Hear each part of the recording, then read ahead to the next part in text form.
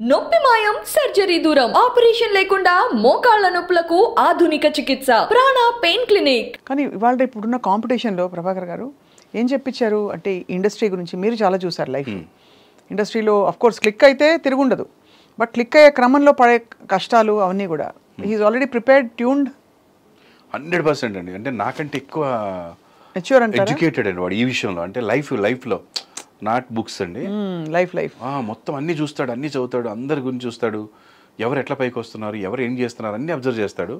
And he use to watch 18 to 16 hours సినిమాలు చూస్తాడు, ఇంటర్వ్యూలు చూస్తాడు, పెద్ద పెద్ద వాళ్ళే హాలీవుడ్ నుంచి టాలీవుడ్ దాకా అన్నీ ఫాలో అవుతాడు. అండ్ వాడికి నేను చెప్పింది ఒకటే, అస్సలు ఫెయిల్యూర్ సక్సెస్ అనేది ఉండదు, కష్టం ఫలితం ఉంటుంది.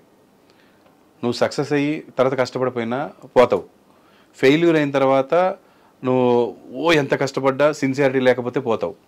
సిన్సియారిటీ కష్టం ఈ రెండు నమ్ముకున్నానా, నేను ఇప్పటివరకు అది నమ్ముకున్నాను. అద్భుతమైన పేరు రాకపోయినా మరీ కింద పడిపోయినా ప్రతిరోజు నేను ఇప్పటివరకు 30 years నుంచి నేను లైవ్లో ఉన్నాను. ఎలా ఎలా ఉంటారు ప్రభాకర్ గారు అంటే వర్క్ అండి. What you Wake up to in the morning. ఇప్పుడు ఫర్ ఎగ్జాంపుల్ మీరు పర్ఫార్మర్ గా ఉన్నారు బాగా ఎక్కువగా, కాబట్టి మీరు మార్నింగ్ లేచి నెక్స్ట్ ఏంటి ఇవాళ ఇదేంటి నా ఐడెంటిటీ ఏంటంటే ఏం చెప్పుకుంటారు మీకు? నాకు నిన్ననే ఫిక్స్ అయి ఉంటుందండి ఈరోజు ప్రోగ్రామ్ ముందు రోజే. నాకు అసలు పని లేదంటే పిచ్చికి టెన్షన్ వస్తుంది, అంటే అయిపోయిందా మన కెరీర్ అనిపిస్తుంది. నేను డబ్బింగ్ చెప్తానండి, దగ్గర 100 మంది హీరోస్కి డబ్బింగ్ చెప్పాను. ఆల్మోస్ట్ అబ్బాస్, ఆర్యన్ రాజేష్ ఈవి గారి కొడుకు, సాయి కిరణ్ సింగర్ కొడుకు, ప్రభుదేవ గారు, వీళ్ళందరికీ నేను ఒక 100 సినిమాలు డబ్బింగ్ చెప్పాను హీరోస్కి. అండ్ నేను రైటర్గా చేస్తా, యూట్యూబ్లో యాక్ట్ చేస్తా, ఎవరైనా పిలిస్తే వెళ్ళి యాంకరింగ్ చేస్తా, షోస్ అన్నింటిలో నేను వెళ్ళి పార్టిసిపేట్ చేస్తా, కొట్లాటలు దాంట్లో పార్టిసిపేట్ చేస్తా, ఇప్పటికీ కాంపిటీషన్ డ్యాన్స్లో చేస్తా, పెద్ద పెద్ద షోస్లో నేను మావిడే పార్టిసిపేట్ చేసాం, గెలిచాం, అన్నీ చేస్తామండి. అంటే నేను ఆక్యుపై అవుతానండి, నన్ను నేను ఆక్యుపై చేసుకుంటా.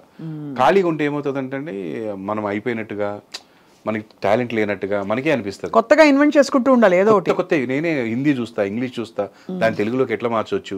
నాకున్న నాలెడ్జ్ అంతే, నేను కొత్తగా రాయలేను ఎందుకంటే అంత పెద్ద నాలెడ్జ్ లేదు. కానీ ఇన్స్పైర్ అయితే నేను కొత్తగా రాస్తా. అంటే నేను యాజ్ ఇట్ ఈస్గా ఉత్తి మిక్సీలో జ్యూస్ తీయలేను, కానీ ఒక క్యారెట్ ఒక కీరా వేసి తిప్పితే జ్యూస్ వస్తుంది నాకు బయటికి. సో అలా లోపలికి కొన్ని వేస్తాను నేను, అప్పుడు ఓన్ వస్తుంది. ఓన్లీ క్యారెట్ జ్యూస్ రాదు, ఓన్లీ కీరా రాదు, కొత్త టేస్ట్ వస్తుంది రెండు కలిసి. అలా నేను చేయగలుగుతాను. అలా నేను ఆక్యుపై అయ్యి I will be in line. So అలా చెప్తాను, అదే చేయాలి ఇదే చేయాలని ఫిక్స్ అవుతున్నానా. సినిమా హిట్ అవ్వలేదు, యూట్యూబ్లో ఒక ట్రై చేయి, బాగా చెయ్యి, మళ్ళీ సినిమా వచ్చింది మళ్ళీ చెయ్యి, లేదా హీరోగా హిట్ అవ్వలేదు విలన్గా చెయ్యి, ఒక క్యారెక్టర్ చెయ్యి, నువ్వు చేసింది బాగుంటే నువ్వు ఏ రోజైనా నీకు రావాల్సింది వస్తుంది అని చెప్పాను. So he's prepared for that anything.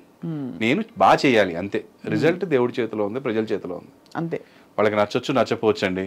ఇప్పుడు చాలామంది అమ్మాయిలు చూడడానికి పెళ్లి కొడుకులు వస్తారు, వాడు నచ్చలేదని చెప్పి ఏ పెళ్లి కూతురికి పెళ్లి అవ్వకుండా ఉండదండి.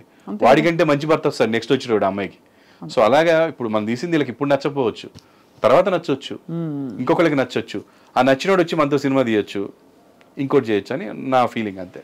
ఇప్పుడు ఈ సినిమాలో ఇదంతా లైట్ హార్టెడ్ ఎంటర్టైనర్ అని ఎంటర్టైనర్ పెర్ఫార్మెన్స్ కనపడుతుంది, ఎనర్జీ కనపడుతుంది. మనకి తెలిసిన యాక్టర్లు ఎవరైనా ఉన్నారా? అంటే ఆఫ్ కోర్స్ మీరు ఉన్నారు, తెలుసు, నేను చూసాను. చిన్న గెస్ట్ క్యారెక్టర్ క్యామియో, సమీర్ ఉన్నాడు, మధునందన్ ఉన్నాడు, డీజే టిల్లు ఫాదర్ మురళీధర్ గారు ఉన్నారు, అండ్ బలగం నుంచి సుజాత గారు ఉన్నారు, లక్ష్మి గారు ఉన్నారు, వాళ్ళందరూ ఉన్నారు. వాళ్ళే ఫ్యామిలీ ఎంటర్టైన్ అంటే వాళ్ళే ఉంటుంది. అండ్ హీరోయిన్స్ 4 ఉన్నారండి, ఒక కేరళ హీరోయిన్, ఒక మరాఠీ హీరోయిన్, ఒక హిందీ హీరోయిన్, ఒక తెలుగు హీరోయిన్. ఎందుకంటే తెలుగు వాళ్ళని 4 పెట్టుకోకుండా మీరు అంతా అక్కడ అంటే మేము సెలెక్ట్ చేసినప్పుడు అలాగే దొరికారు మాకు. తెలుగు అమ్మాయి మెయిన్ హీరోయిన్ బాగా దొరికింది, విస్మయశ్రీ బాగా చేసింది ఆ అమ్మాయి మెయిన్ లీడ్. సెకండ్ లీడ్ వచ్చి రీచా అని ఆల్రెడీ శ్రీ విష్ణుతో చేసింది ఒక సినిమా, మంచి అమ్మాయి బాగా చేసింది. అంబికా అని ఒక అమ్మాయిని ఇన్ఫ్లుయెన్సర్గా చూసాము, హిందీలో యాడ్స్ చేస్తుంది, ఆ అమ్మాయిని తీసుకున్నాము. చాలా చూసామండి. ఆ ప్రాసెస్లో మనకి ఎవరు నచ్చారో డైరెక్టర్కి శ్రీనివాస్కి వాళ్ళని తీసుకున్నాం అనమాట. ఒక కేరళ అమ్మాయి ఆంటీలాగా ఉండాలి క్యారెక్టర్ అందులో. ఇటు బతుకు చివరికి ఒక ఆంటీని పెళ్లి చేసుకోవాల్సిన పరిస్థితి వస్తుంది అందులో సినిమాలో, చెప్పేశారు మీరు అంటే వస్తుంది. సో అది పర్వాలేదు, తెలిసిపోద్ది మీకు అందరికి. ఫస్ట్ సీన్ అక్కడే ఓపెన్ అవుతుంది, వాళ్ళిద్దరు పెళ్లి దగ్గరే ఓపెన్ అవుతుంది. సో అందుకని ఒక ఆంటీ టైపు అంటే అక్కడ మిస్ కేరళ ఒక అమ్మాయి ఉంది, ఆ అమ్మాయిని తీసుకున్నాము. ఆంటీ అంటే ఇతనికంటే వయసులో పెద్ద ఆవిడే, వీడికంటే పెద్ద ఆవిడ, కానీ ఒరిజినల్గా ఆంటీ కాదు. ఒరిజినల్గా కాదు, అదే అంటే క్యారెక్టర్. అవునండి, ఆ ఫన్ కూడా ఉంటుంది. వాళ్ళ నాన్న కూడా ఆంటీ అంటాడు, నాకంటే ఆంటీ నీకు ఎట్లా ఆంటీ డాడీ అంటాడు, చాలా ఫన్ ఉంటుంది. సర్లే భయ్ తీయ అంటాడా. మీ టీజర్లో మీరు చాలా మీ అబ్బాయికే కాంట్రవర్షియల్ డైలాగ్, మళ్ళీ లిప్ లాక్ అవి కూడా చూసాం. అవునండి. మరి అది ఏమైనా లిప్ లాక్ వచ్చేసి చూడబుల్గా ఉంటుంది. ఎవ్వరు కూడా పక్కకి తల తిప్పుకోవాలి లేదా పిల్లలు కళ్ళు మూయాలి అన్నట్టుగా ఉండదు, వెరీ క్యాజువల్గా ఉంటుంది. అంటే ఒకప్పుడు సినిమాల్లో హీరో హీరోయిన్ ఇలా తిరగంగానే అక్కడి నుంచి ఒక పువ్వు వచ్చేస్తుంది, అలా ఏం పెట్టుకోలేదా? ఒకటేదో మేడం గారు అంటే స్వర్ణ మేడం చేశారు ఆ సాంగ్, వాళ్ళిద్దరు ఇంటిమసీ సాంగ్ ఒకటి ఉంటుంది, ఓ అది కూడా ఉంది, లవ్ మేకింగ్ సాంగ్ ఒకటి ఉంటుంది హీరోయిన్కి. సో అది స్వర్ణ మేడం గారు సీనియర్ అండి, ఆవిడ ఒకటే అంటారు, ప్రభాకర్ మనం తీసే సాంగ్ మనకు నచ్చినట్టు కాదు, జనాలు చూసేలా ఉండాలి అని అంటారు. సీనియర్, చాలా సీనియర్, కొన్ని వేల సాంగులు చేస్తుంటారు మేడం. ఆవిడని తీసుకోవడం కారణం కూడా అదే అనమాట. ఆమె ఒకటి ఏదో ఒక అలాంటి సింబల్ ఒకటి పెట్టారు అందులో, మీరు చూడండి, ఒక తమలపాకు చివరి నుంచి ఒక చుక్క ఏదో పడిపోవడం అట్లా పెట్టారనమాట. ఓహో, సో అలా ఒకటి ఉందంతే, అది చూడబుల్గా ఉంటుంది, ఎవరికైనా ఏమి వల్గర్గా ఉండదు. ఈ మధ్య యాక్చువల్లీ కామెడీలో కొంచెం కొద్దో గొప్ప వల్గర్ కాకపోయినా డబుల్ మీనింగ్ లేదంటే కూడా కొంచెం సింబాలిక్ గా కూడా పదాలు వాడేస్తున్నారు, మింగుతా అని అట్లా అంటుంటారు, వేరే పదానికి ఏదో దీనికి అట్లా. సో అలా అయితే మేము ఏం చెప్పలేదు, ఒక్కటి కూడా లేదు మా దాంట్లో. పూర్తి కుటుంబ కథ నేపథ్యం ఉండే చిత్రం. ఇంకా వాడిని తిడతారు అంతే, చెత్తనా కూడా కానీ తిడతారేమో, కానీ అది స్టార్ట్ బూత్, ఎందుకు పనికి వస్తారు అని తిట్టడం ఉంటుంది, అట్లాంటివి ఉంటాయి తప్ప బూతులు అయితే లేవు. బూతులకు ఆల్టర్నేటివ్ పదాలు అసలు లేవు, అంటే అది బూత్ అని తెలిసిపోద్ది ఆల్టర్నేట్ చెప్పిన తర్వాత కూడా.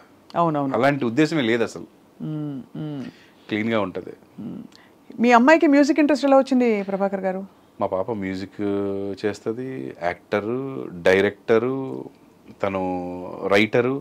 తను మ్యూజిక్ చేసి దానికి కావాల్సిన వీడియో అంతా తనే రాసుకొని తనే డైరెక్ట్ చేసి అండ్ తనే ఎడిటింగ్ చేసి తనే డిఐ చేసి ఒక ఆల్బమ్ లాగా పెట్టిందండి. 2 సాంగ్స్ అన్నీ 6 lakhs దాటిపోయినాయి వ్యూస్. తన ఛానల్ ఏమళ్ళా 10,000 మందే ఉన్నారు. సో సెన్సిబుల్గా చేసింది, అదంతా నా నుంచి వచ్చి ఉంటుందండి, అది హెరిడిటరీ. షీఈ్ అమేజింగ్ అంతే. ఇంకా ఇప్పుడు మా సినిమాకి కూడా మీరు కూడా పాడతారా? నేను అస్సలు పాడమంటే పాడతాను కానీ ట్రై చేయలేదండి. మా వాడు ట్రై చేశాడు, ఫస్ట్ సాంగ్ వాడే పాడాడు ఈ సినిమాలో. ఈ సినిమాలో కూడా బాబోయ్ అస్సలు సింగింగ్కి పనికి నేను అస్సలు ఒప్పుకోలేదు, ట్రై చేస్తా అని చెప్పారండి. That came in amazing way అనమాట. అందులో ఈ సినిమాలో మీరు song what is the wrong అనే song, what is the wrong, what is the wrong, అమ్మాయి వెనక అబ్బాయి పడితే వాట్ ఈస్ ద రాంగ్ అని ఒక పాట బాగా పాడాడండి, చాలా బాగా వచ్చింది ఫస్ట్ సాంగ్. అంటే ఆల్మోస్ట్ ₹1 కోటి ఈ సినిమాకి మ్యూజిక్ ఖర్చు పెట్టారు మీరు. 100% అండి. ఎందుకంటే మాకు సినిమా చూసిన తర్వాత ఎవరైతే డిస్ట్రిబ్యూట్ చేస్తున్నారో పెద్ద సంస్థ వాళ్ళు ఫస్ట్ మాకు మ్యూజిక్ వేశారు, బాబుకి 100కి 100 మార్క్స్ వేశారు, తర్వాత కెమెరాకి వేశారు. అంటే అంత క్వాలిటీ ఉంటుంది మ్యూజిక్. అశ్విన్ హేమంత్ అని ఈ వర్క్డ్ ఇన్ జిబ్రాన్, రెహమాన్ గారు, వీళ్ళందరితోటి. తెలుగు అబ్బాయి, తమిళనాడులో settled. So the great director Murugadoss గారు మాకు సజెస్ట్ చేశారు. మా డైరెక్టర్ మురుగదాస్ గారికి రెగ్యులర్గా అన్ని సినిమాలకి కో రైటర్ శ్రీనివాస్ మహత్. సో ఇట్లా సినిమా డైరెక్ట్ చేస్తాను సార్ అంటే, వీడిని పెట్టుకో అద్భుతంగా చేస్తాడని చెప్పాడు. అతను చేసిన ఒక కన్నడ సినిమా మ్యూజిక్ పెట్టాడు. అప్పుడు మాట్లాడి అతను అప్రోచ్ అయ్యాం. బట్ తెలుగు అబ్బాయి లక్కీగా అమేజింగ్ జాబ్ అండి, ఇంట్రెస్టెడ్ ఆ పిల్లోడికి. ఆ జీలు ఉంటే చాలు మేడం, వాళ్ళకి ఎంత టాలెంట్ ఉందనేది అది తర్వాత. కానీ ఒక సినిమా కథ చెప్పాలంటే చాలా కన్విక్షన్, కాన్ఫిడెన్స్ ఉండాలండి. బికాజ్ ఇక్కడ మనకి భారీ అని చెప్పి అసలు ఎలాంటి సినిమాలు వచ్చి నెత్తిమీద పడుతున్నాయి యాక్చువల్లీ.